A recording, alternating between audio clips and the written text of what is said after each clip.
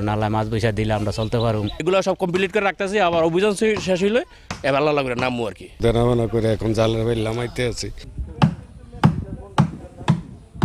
নৌকা মেরামত করতে হাটুরি বাটালের খুটকাট শব্দ। মেরামত করছেন নৌকা, কেউ সেলাই করছেন জাল।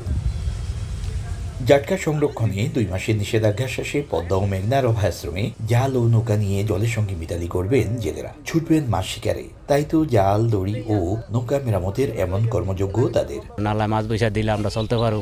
কিস্তি মিস্তি আসিল, মনে করেন 2 মাস বহুত কষ্ট হয়েছে। এগুলো সব কমপ্লিট করে রাখতেছি, আবার অভিযান শেষ হইলে এবার আল্লাহ লাগবে নামবো আর কি। দেনামানা করে এখন জালের বাইরে লামাইতে আছি।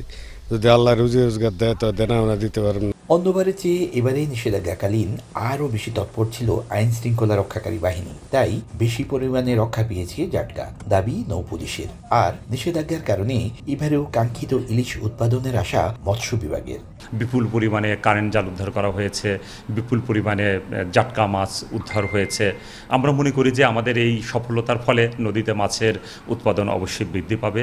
ইলিশ যে পরিমাণ উৎপাদন বৃদ্ধি হয়েছে জাটকা সংরক্ষণের মাধ্যমে, তাতে টোটাল উৎপাদন 6 লক্ষ মেট্রিক টন ছাড়িয়ে যেতে পারে।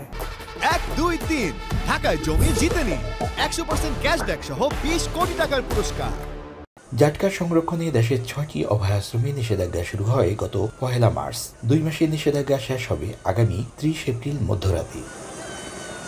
ফারুক আহমদ, সময় সংবাদ, চাঁদপুর।